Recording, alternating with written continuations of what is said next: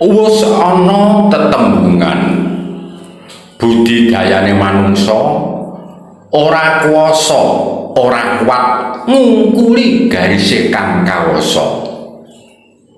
Budidayaning pangesti ora bisa ngungkuli marang garis sing pepesthi. Tembung kuwi ora iso diokak-okak, ora iso diobak-obak. Jer kabeh kang kumurip tumumpang bumi iki sekabeh kang ana wis winengku marang purbane kang kawasa. Mula ing wektu iki saka pahame Semar akeh manungsa kang padha kepengin ngungkuli maring garise kang kawasa. Sing jeneng sengenge utawa Sang Hyang Surya utawa Sang Hyang Arka kuwi padange iso madangi marang sen isining jagat iki kabeh.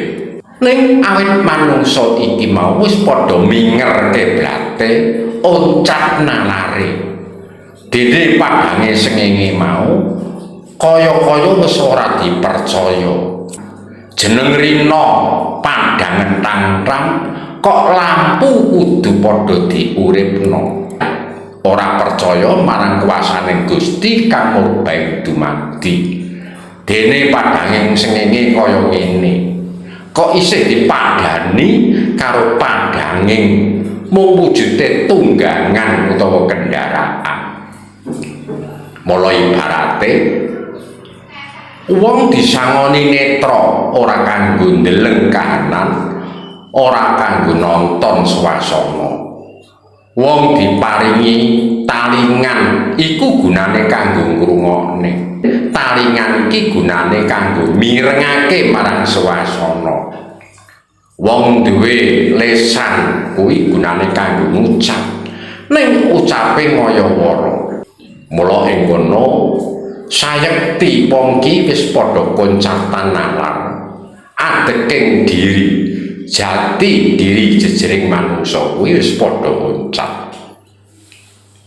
Mula yen digagas kebaing ilmu sing berbeki alam iki kabeh ilmu mau ilmu pepesan, ilmu kosong, ilmu sing ora piguna munggo kabeh para manungsa. Lah jeneng sengenge kasebut Sang Hyang Arka, Sang Hyang Surya kok dipadani diimbangi karo padang gawehane manungsa. Pura bali wong sing padha minger keblate. Mula ramuka lamun uripe padha numbuk bentus. Salang tunjang nabrak ngalor nabrak ngidul. Mula kalamun digagas sing dawa tanpa guna dening Gusti kang gawe urip mau menehi pancandriyane para manungsa sing jeneng mripat kuwi gunane kudu ndeleng swasana, ndeleng kahanan. Sing jeneng kuping kuwi gunane kanggo ngrungokake. Dene lesan kuwi gunane kanggo ngucap. Ning pangucap sing apik lan pangucap kang becik. Kalamun padange ngrina isih dikembari karo padange lampu. Kuwi tegese rak wong ora duwe nalar, mula kena disebut koncatan nalar. Katone pinter nanging keblinger.